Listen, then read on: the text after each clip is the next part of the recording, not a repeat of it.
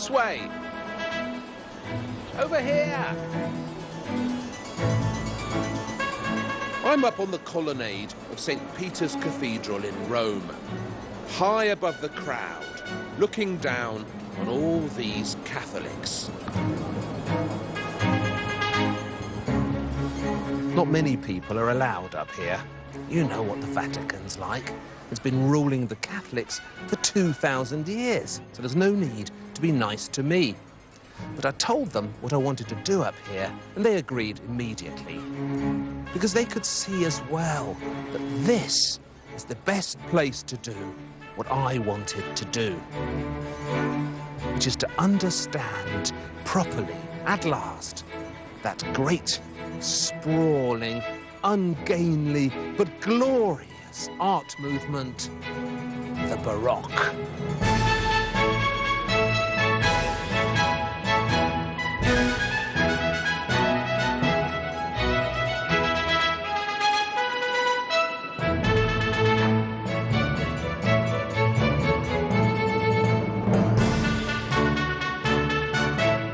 The Baroque age doesn't have a nice, clear outline.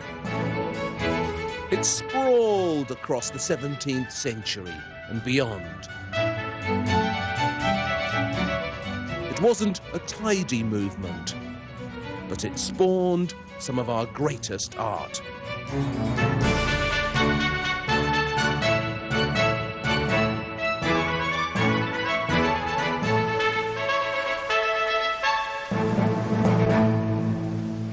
The architect of this astounding square, Gian Lorenzo Bernini, was one of the key players of the Baroque. Understand Bernini, and you understand the whole thing.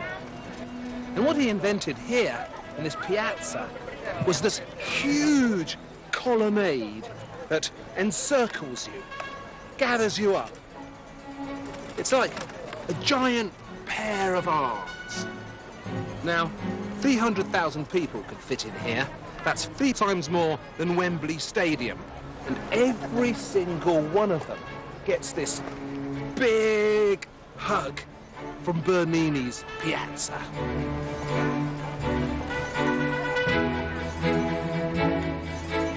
So that's the first thing the Baroque does. It goes after you and ingratiates itself with you. Other art movements sit there on their pedestals and arrogantly assume you'll be interested in them. But the Baroque knows you better. It gets off the pedestal and hunts you down.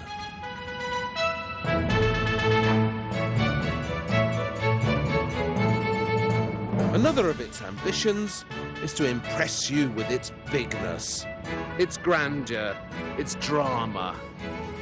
Would you look at the size of that?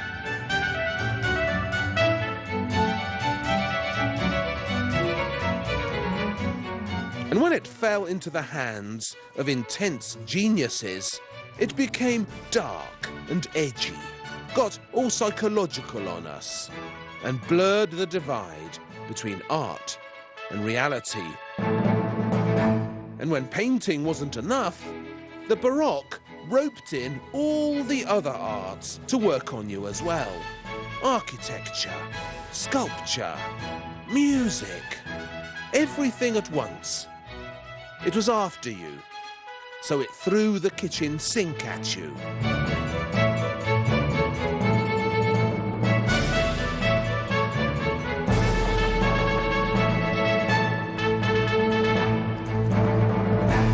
What we're going to do in this series is follow the Baroque from St. Peter's to St. Paul's, from Rome, where it all began, to London, where it fetched up eventually.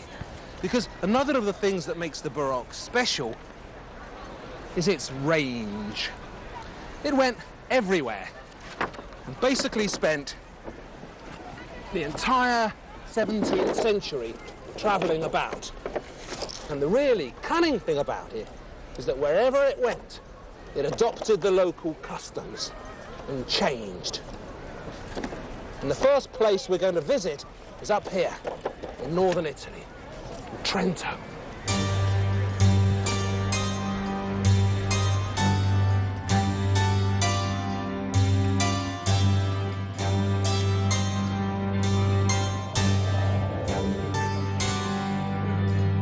Trento in the Italian Dolomites is a pretty town which I recommend for walking holidays and mountain views.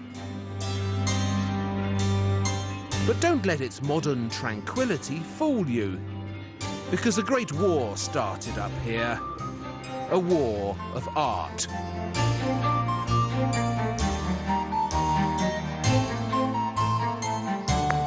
The Baroque is best understood as a fight back, a marvellous display of counter-punching by a waspish church that had come out fighting.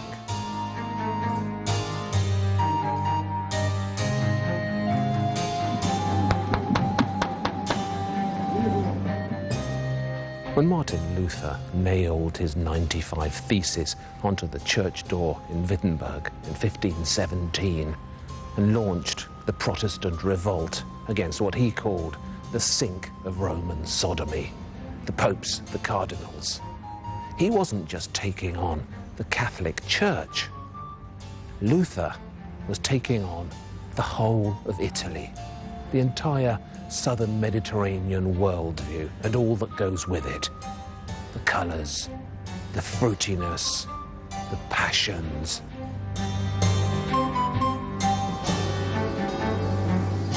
In those days, Trento was in Austria, not in Italy.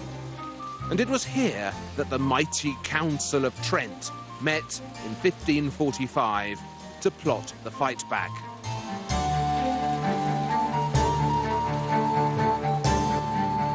A wild boar has invaded the vineyard, complained Pope Leo X memorably. The Baroque's task was to hunt that boar down and dispatch it.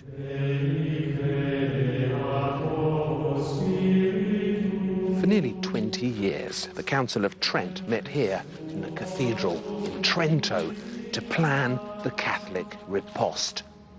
And art was involved from the start. The Lutherans had been against art.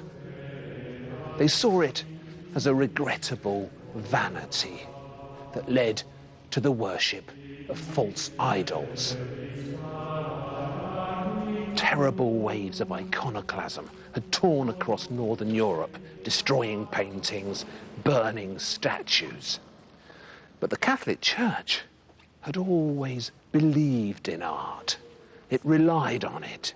It knew that people like to see what they're worshipping. They like images. And that gave art tremendous power.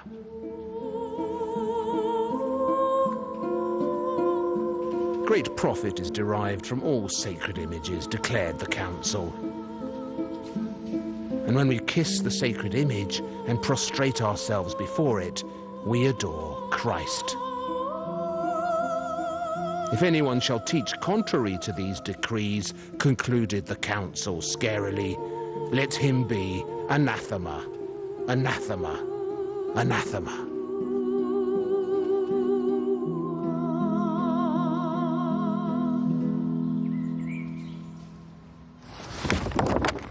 Do you like the map? Baroque, of course.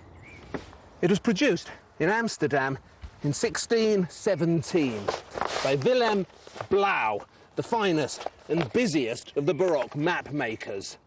Blauw would later be employed by the East India Company to chart the new world that was being discovered at this time. But first, he drew Europe. See, the big capitals of Europe at the top. London, Paris, Amsterdam. And down the sides, what people were wearing in these fashionable new capitals. Look, there are the English in their silks. And over here, those Baroque heroes, the Poles with the feathers in their hats. So the Baroque fight back began up here in Trento, but its epicenter, the place where the fireworks really went off, was down south in Rome.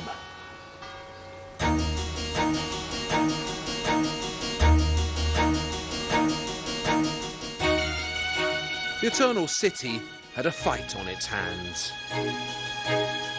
As the clock ticked over from the 16th century to the 17th, Its architecture grew prouder, louder, showier, and bulged up through the Roman skyline. But, as I said, the Baroque went after you with all the arts at once. And while architecture and sculpture were frolicking in the Roman sunshine, the art form that needed the most drastic attention, painting, chose another path.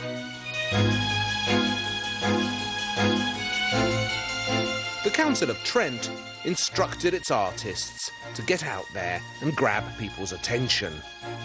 But how do you do that?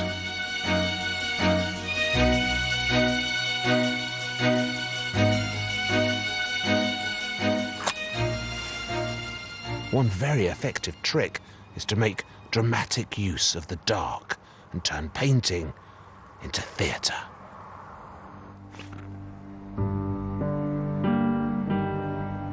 That was the strategy of the Baroque's greatest revolutionary, a pictorial genius who made damn sure that the religious message of the Counter-Reformation came after you like a spotlit Rottweiler. This master of dramatic darkness was, of course, Michelangelo Medici da Caravaggio, who deserves our sympathy as well as our admiration. Poor Caravaggio. For 300 years, he was completely forgotten, his reputation in tatters. And then the 20th century rediscovered him and began misunderstanding him in such terrible ways.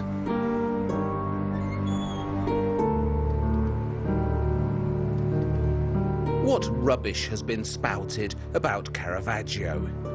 Even sensible commentators on sensible TV channels have insisted on seeing him as a knife-mad, predatory homosexual who went berserk in Baroque Rome, the Ripper of Roma.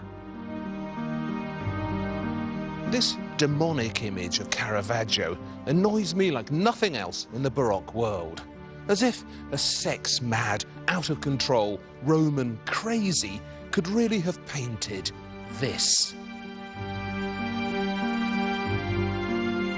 Thank heavens, recent research into Caravaggio has begun correcting all this nonsense, and we can start seeing him again for what he really was, the most important religious painter of the Counter-Reformation.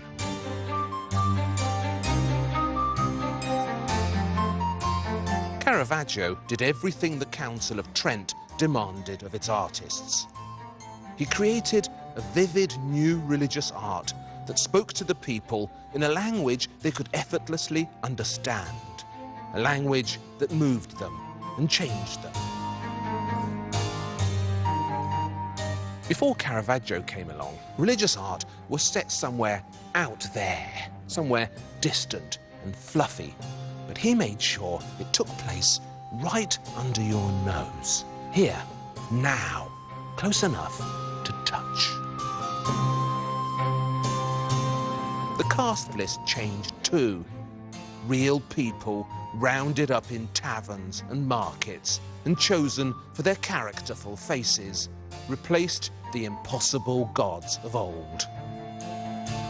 There's that old bloke from the market, and that beautiful waitress from the tavern. These are people you recognize from the streets, people you can touch and whose plight touches you.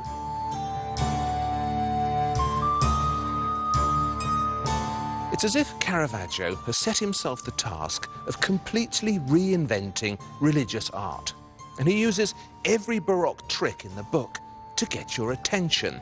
The way this basket of fruit is about to fall over, so you want to reach in and push it back. Or the apostles' hands shoved out into your face. It's all so real, so tangible, so believable. The churches of Baroque Rome are filled with magnificent free helpings of Caravaggio. Just go in, pretend you're praying, and feel his power. Here in the church of Santa Maria del Popolo, where he began working in 1600, he pushes a horse's backside into your face so uncouthly and ensures you will not miss the dramatic calling of St. Paul taking place at the horse's feet. On the other wall, St. Peter is being crucified upside down. Did you ever see such sweaty effort, such tugging, such pulling, such pain? Look how different it all was from the usual way of spreading the religious message. Caravaggio's art was so tangible, so vivid, so cinematic, that the Roman clergy, which was used to an altogether rosier religious palette, found him a challenge. Some of his greatest paintings were rejected by the churches that had commissioned them. This one here was originally going to hang in St. Peter's. Jesus and Mary stamping on the snake of sin. Was he a little too human for them? Was she a little too sexy?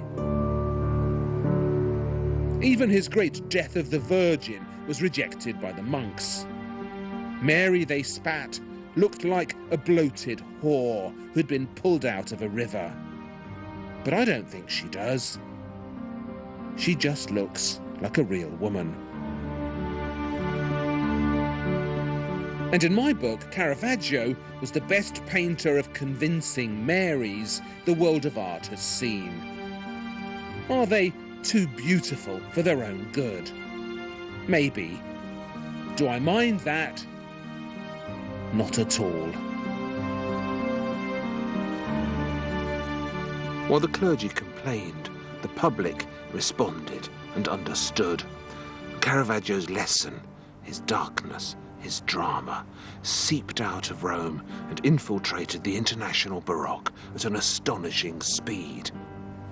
And wherever it fetched up, in Spain, in Flanders, in Holland, it transformed the local art.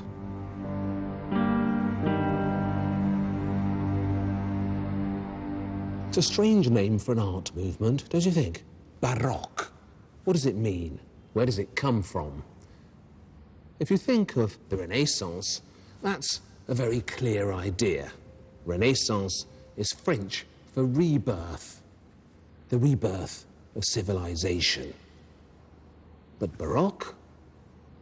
It actually comes from a Portuguese word, barroco, which means a misshapen pearl, like this one. All these Portuguese explorers were setting off around the world, and they were coming back with gorgeous pearls in all shapes and sizes. Now, this pearl is not Baroque.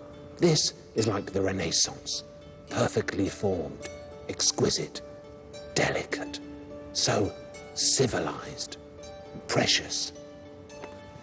This one, however, the Baroque pearl, is blobby, exuberant, misshapen, difficult to handle, and exciting in a deformed kind of way. So this is the Renaissance, this is the Baroque.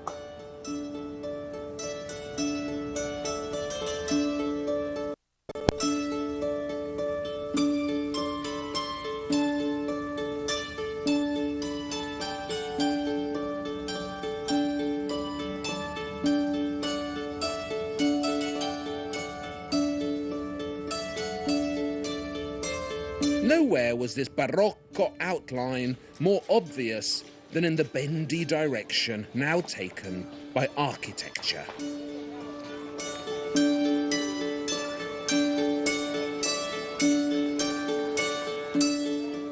Rome is basically a Baroque creation.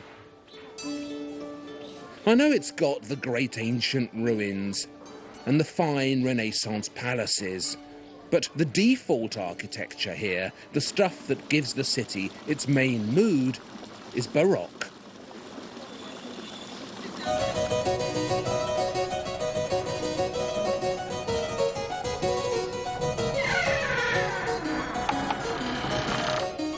This beautiful little Baroque secret is a courtyard designed in the 1630s by a genius of the Roman Baroque called Borromini, Francesco Borromini. Borromini, in my opinion, was the single most exciting architect there's ever been. A genius, a man of twisted brilliance. The Picasso of architecture. This tiny courtyard he designed for the church of San Carlo in Rome is almost Gothic in its brooding intensity. I don't know if you can feel it in the film, but in the flesh, you can certainly sense the solemnity, the sparse profundity of this tiny little space.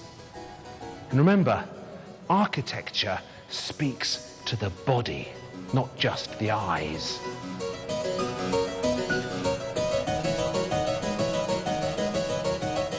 Borromini was so inventive. Can you see the balustrade up there? Look at the actual balusters. The way some of them bulge at the top and others bulge at the bottom. What for? The Renaissance would never have done something as wayward and playful as that. But Borromini was a rule breaker by instinct, and that makes him totally Baroque.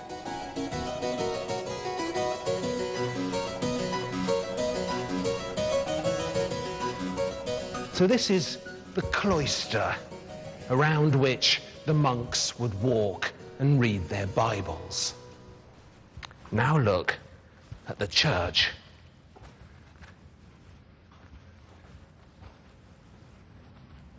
It's like walking into a stony piece of sculpture.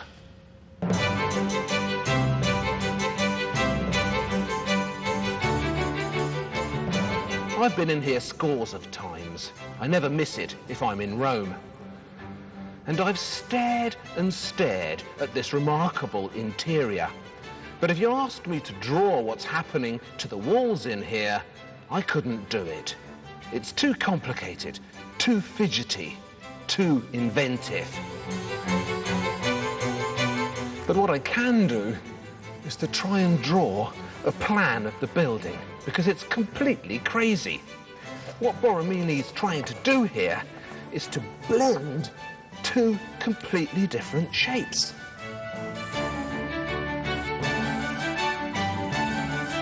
Out here, there's a kind of blunt Greek cross. So a Greek cross with the ends taken off.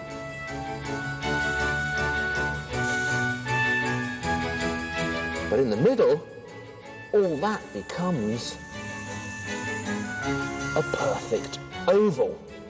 So this is the edge of the church, all this seemingly chaotic going in and out. But underlying it, as you can see, is this perfect bit of geometry made up of rectangles, made up of triangles, and these circles here. And that's what Borromini always does. He builds this exact mathematical basis, and then he just ruffles it up like someone messing up your hair.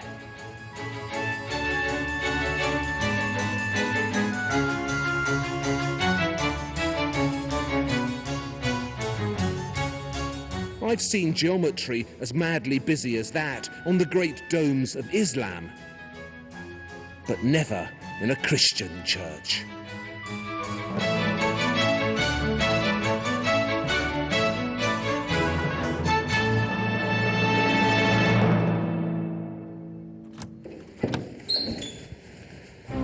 Borromini supplied Baroque architecture with something dark and emotional.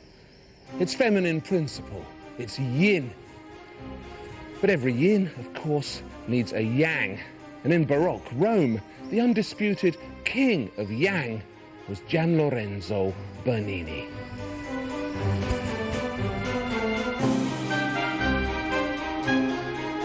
The great Bernini was everything that Borromini wasn't.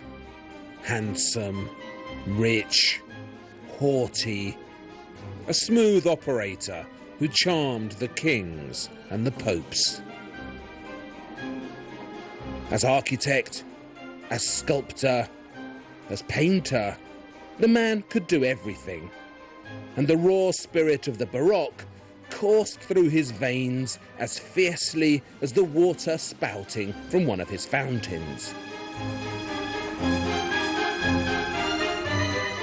Where Borromini was almost certainly homosexual, and he died this terrible death. He committed suicide, threw himself on his sword, and took a long time to die. Bernini was a ladies' man, through and through. And Bernini would never have dreamt of killing himself, because that would have deprived the world of his flamboyant genius.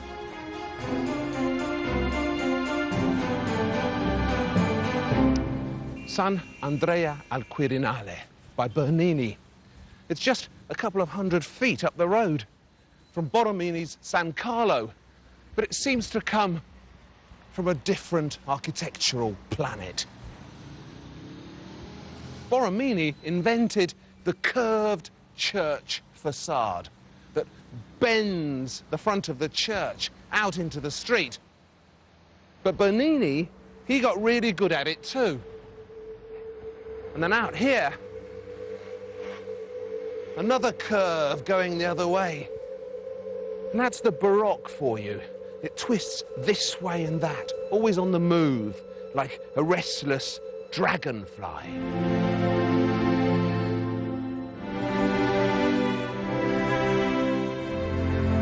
Walking into Bernini San Andrea is like walking into a piece of theatre.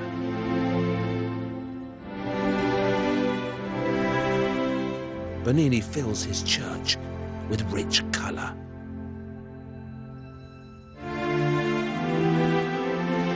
Look at that lantern up there, that golden lantern.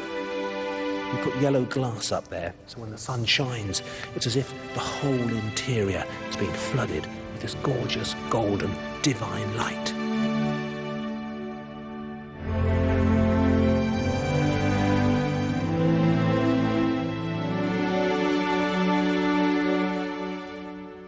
Bernini's church has this very specific storyline for you to notice and follow.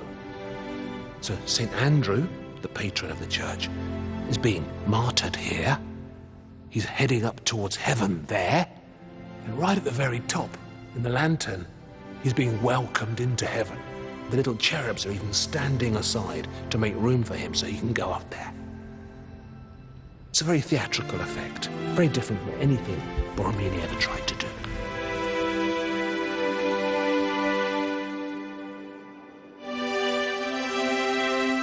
The Baroque had a taste for theatricality. That's why it liked Bernini so much. And if you want to witness some truly stupendous Baroque theatre, then follow me into St. Peter's.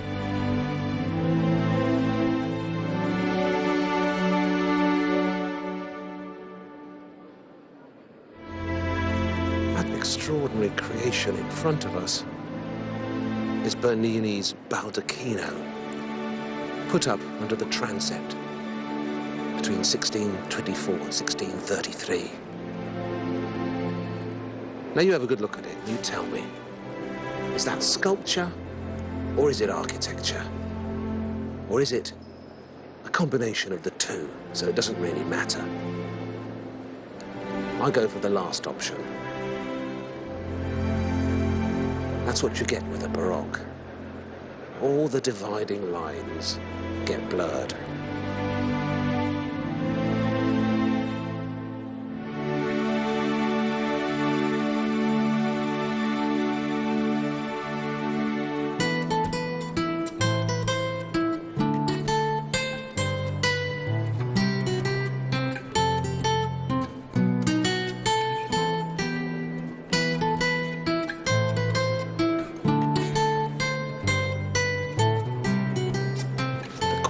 Cornaro Chapel in Santa Maria della Vittoria, which many people consider to be Bernini's masterpiece, including Bernini. It shows the Spanish saint, Saint Teresa of Avila, at a moment when she's having a vision. An angel has come down to her from heaven, and he's piercing her heart with a flaming arrow.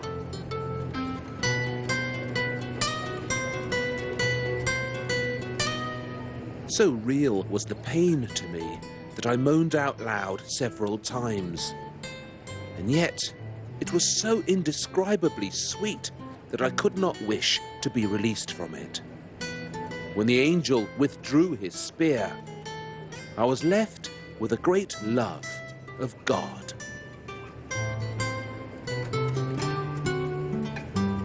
What he's done here is create a kind of theatre in the church.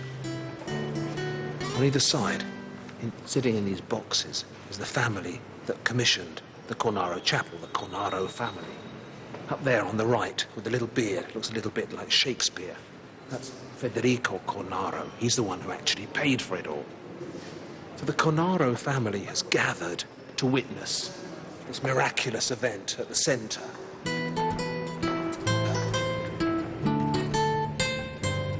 The other thing that people always pick up on about this work is this look on St. Teresa's face. This open-mouthed, moaning look. Now, what Bernini's trying to do here is to find some sculptural form for this religious ecstasy that she's feeling. But the 20th century in particular has misinterpreted that look on her face. All sorts of smutty remarks have been made about her ecstasy. What kind of ecstasy is it? Wink, wink. I really disagree with all of that. Imagine trying to find a sculptural form for something as difficult as a young woman being overpowered by the love of God. How do you convey that? What do you show? Well, I'll tell you the answer. That's what you do.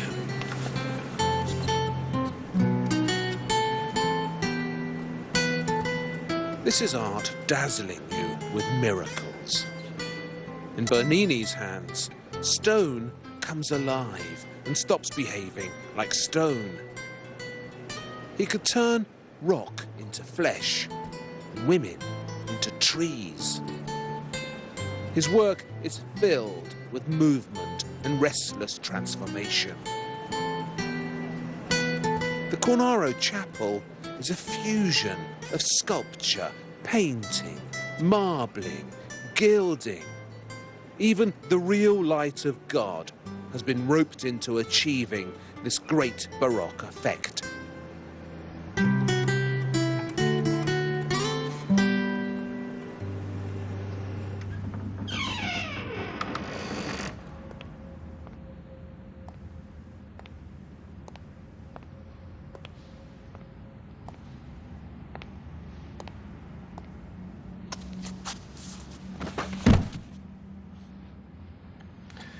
If you're investigating the Baroque, this is a position I recommend, because from here you can see the Baroque properly.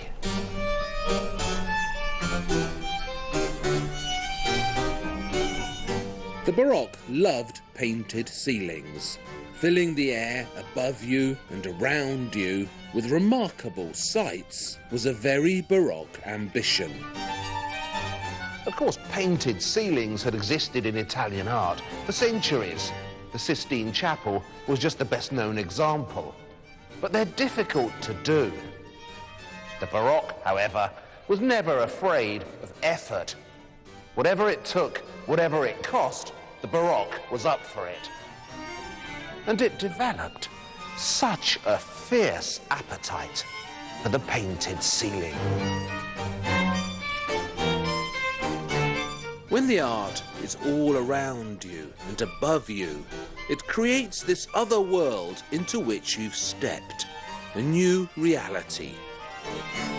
Think of it, perhaps, as a kind of 17th century virtual reality, because these painted ceilings blur the divide between the art and you. This is the first great painted room of the Baroque age. These days, it's the French embassy in Rome, and they've kindly let us in because the French are such fine people. But back in the Baroque age, this fine palace belonged to Cardinal Odoardo Farnese, one of the most powerful clerics in Rome. And in 1597, at the very dawn of the Baroque era, Farnese commissioned a young painter from Bologna, Annibale Carracci, to come to Rome with his brothers, who were also artists, and to paint this.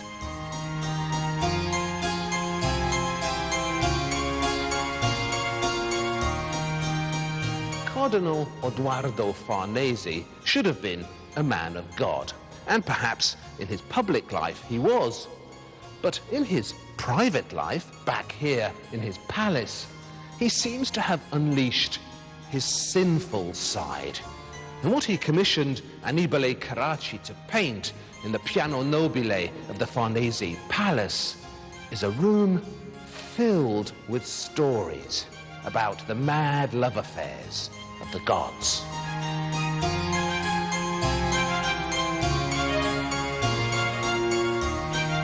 Wherever you turn in here, pagan gods are loving other gods, in a divine orgy of love and conflict and role-playing and naughtiness. Carracci has somehow managed to celebrate 20 different divine love affairs simultaneously on this one ceiling. And to do that, he's employed a cunning optical trick. Each of the love affairs is taking place inside its own picture. And all these pictures have been crammed onto the roof, where they're held wonkily in place by a busy assortment of cupids, nudes, and statues. And then it gets even more complicated, because all these cherubs refuse to stay outside the action, so they get involved. Sometimes they're inside the picture, other times they're outside the picture.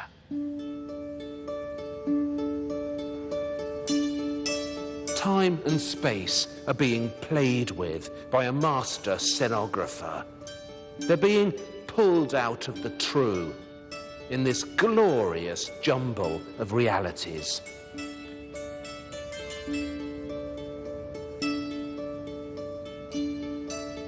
This room was to be hugely influential, and what the Carracci invented here was to become one of the main ingredients of the Baroque.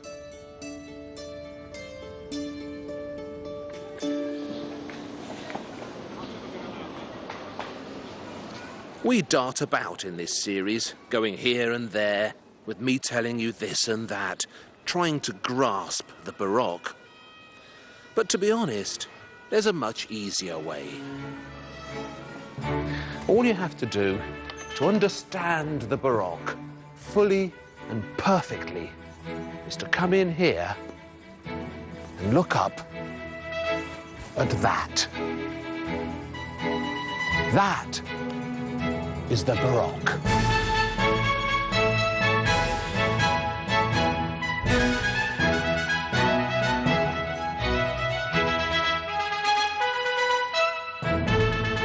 We're in the Jesuit church of San Ignazio.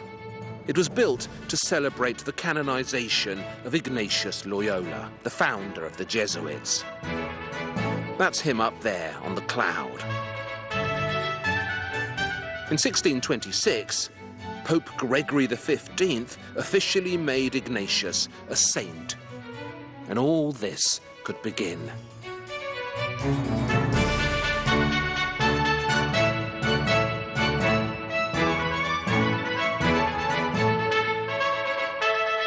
The Jesuits liked to keep things in-house.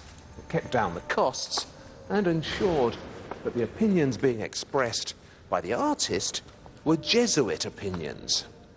So for this church, they got in a Jesuit lay brother from Trento, Padre Pozzo.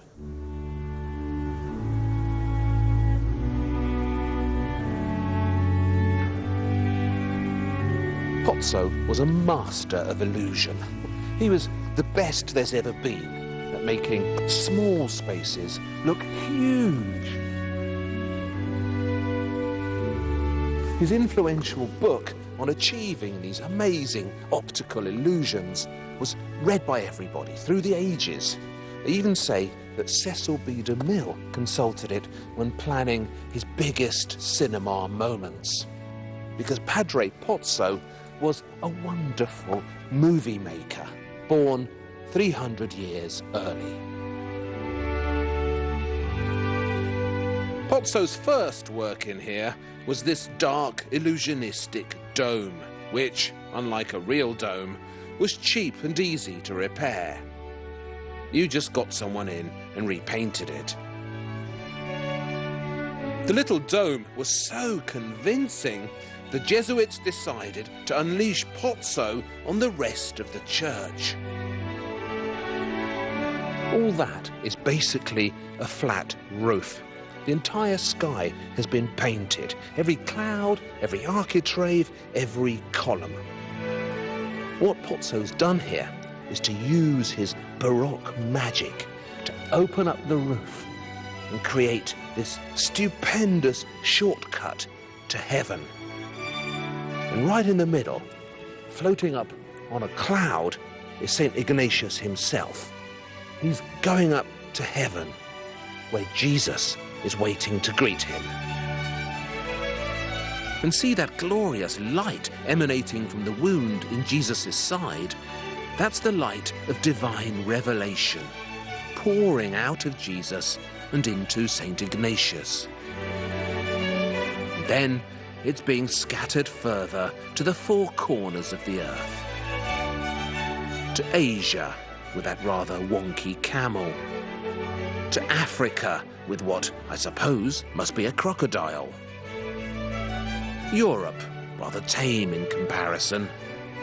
And America, where a bare-chested Red Indian Amazon looks down at a roaring cougar.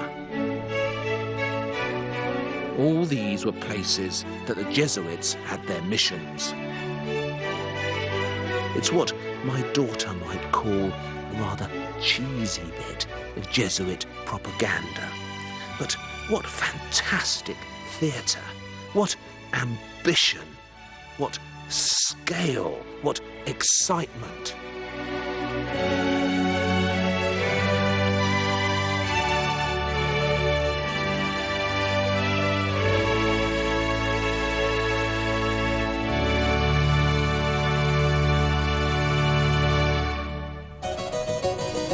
There's something in here I want to show you. It's a little Baroque gem, a secret.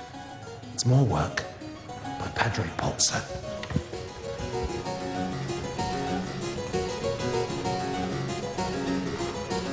So it's a kind of illusionistic colonnade, all painted by Pozzo, showing the story of the life of St. Ignatius, because we're in the Jesuit college deep inside somewhere. I'm not sure exactly which bit of it.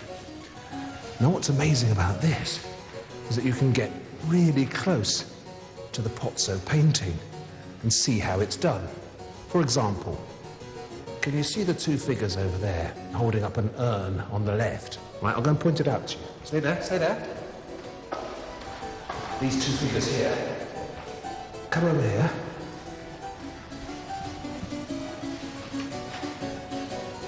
Look at that. That's how wide they have to be. So all of these figures, all the architecture, has been corrected so that it only looks right from one place. Like all of Pozzo's work, you have to stand on a particular spot for it to look good. Someone asked Pozzo about that once. They said, what's the point of doing one of these things when you can only see it from one place? That means only one person at a time can see it properly. And he said, that's their problem. My job is to paint it. Their job is to understand it.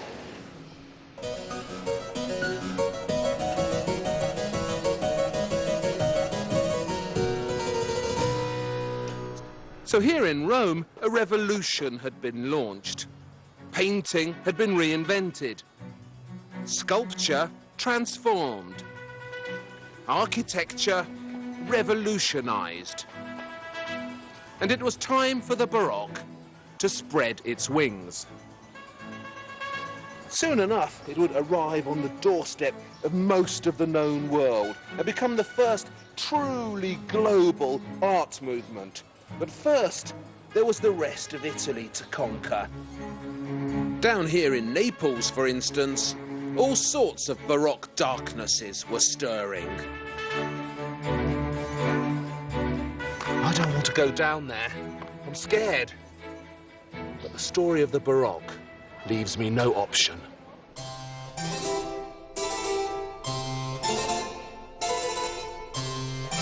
There's a book that's very popular now.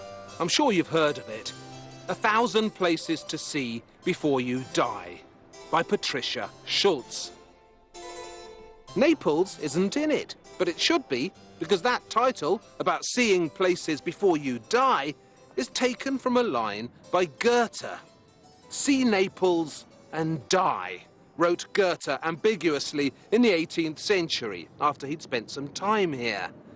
But what exactly did he mean? Is he saying that Naples is so beautiful that once you've seen it, you'll die happy? Or is he saying that Naples is so dangerous that if you come here, the chances are you'll end up dead? In Caravaggio's day, this was the second biggest city in Europe after Paris. 500 million people were squashed into Naples, most of them out of work, living in slums.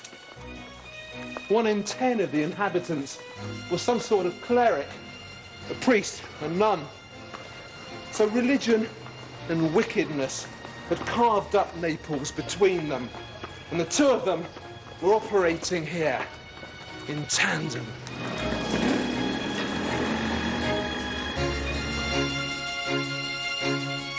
Caravaggio turned up in Naples in 1606.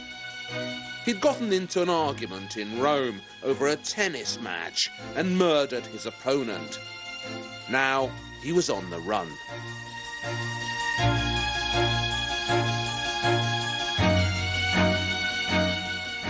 At that time, Naples was a Spanish colony, separate from the rest of Italy. So all sorts of ruffians, thieves, murderers, and good-for-nothings turned up here, fleeing from the Italian authorities.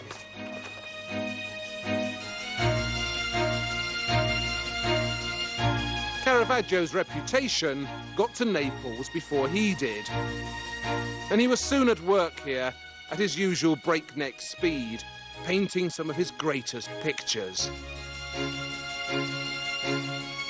The moment he reached Naples, his art seemed to grow darker. Rome may be where the Baroque was born, but Naples was where it learned to scream and howl. Signora, buongiorno.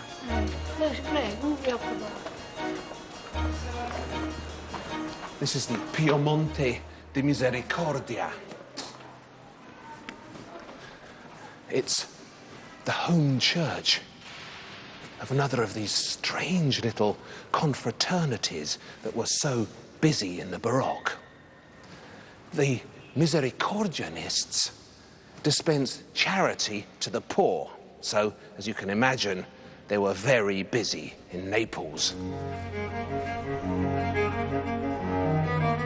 Caravaggio painted this soon after he arrived. He was only in Naples for less than a year, but see what he achieved. There's a school of thought which believes that this picture, the 7 Acts of Mercy, is the greatest religious painting of the 17th century. And I'm not about to disagree. We're on a street corner in Naples. There's a prison on the right. And over here, out of sight, there's a tavern. The original idea was to paint each of the 7 acts of mercy in a separate altarpiece in the chapel. Caravaggio has combined all of them in one picture. Now you'll be thinking, what the hell are the 7 acts of mercy? Good question. Basically, they're 7 human kindnesses that you can and should perform for your fellows. And I'm sure that you do. First, you have to bury the dead. And that's going on here, see? There's the little feet of a fresh corpse being carried away. Another act of mercy is to clothe the naked. And St. Martin here has cut his cloak in half and presents it to a naked beggar. You also have to help the sick and the infirm. And that's going on down here too, because the naked beggar is also a lowly cripple, pulling himself along on the ground. You also have to visit those in prison, as she's doing over here. And you're meant to feed the hungry as well. And this kindly daughter is giving suck to her own imprisoned father. It's a startling sight. The charitable are supposed to offer shelter to pilgrims. He's a pilgrim, you can tell from the shell in his hat. So the innkeeper here is offering him a room for the night. Finally, the thirsty must be given something to drink. So Samson, in the gloom, is gulping down the contents of an ass's jaw. So there you have it, 7 acts of mercy, all recorded in one Baroque tornado of a composition.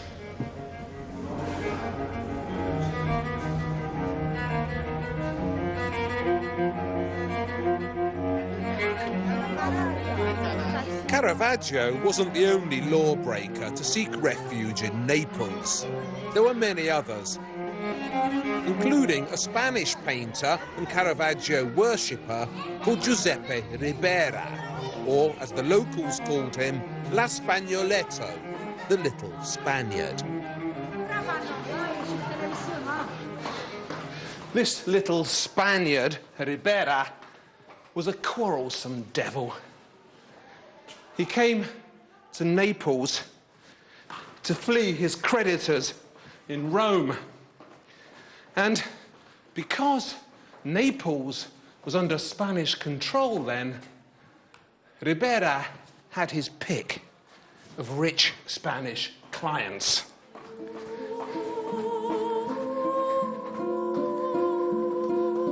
For most of his career, he painted in the Caravaggio manner, dark, brooding religious art, sweaty and guilty. But his Spanish roots began to show soon enough, and his taste for the macabre was legendary.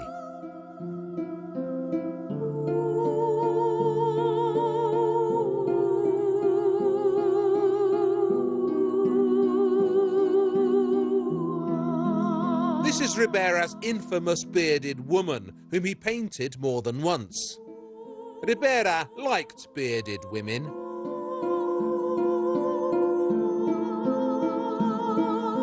And this deceptively cheerful, smiling boy is actually a cripple with a club foot. When you notice his deformity, the smile on his face takes on a different meaning.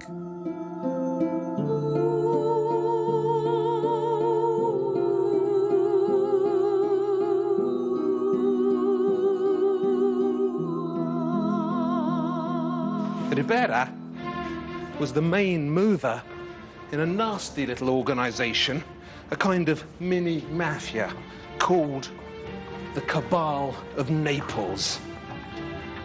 He got together with 2 other local miscreants, a vicious Greek called Correnzio and a fine Neapolitan painter, Caracciolo, who deserves a much better reputation than he's got. because Caracciolo painted some magnificently dark Neapolitan pictures. So these three, Ribera, Correnzio, and Caracciolo, began beating up and murdering all their rivals.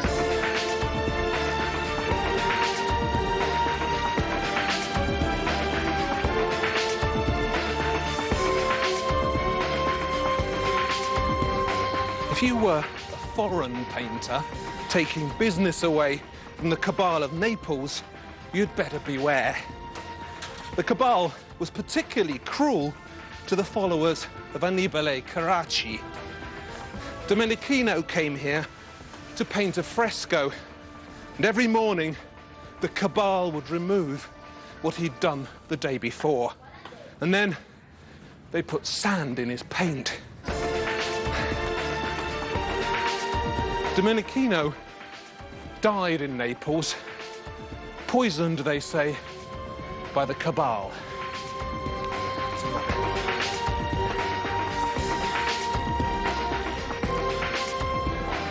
Poor old Guido Reni had an even worse time. The cabal hired an assassin to murder him. And this assassin made a mistake and killed one of Reni's assistants instead. And Reni fled the city, never to return. So one of his pupils was sent down here to finish the commission. And this pupil was lured onto a boat in the Bay of Naples and never heard from again.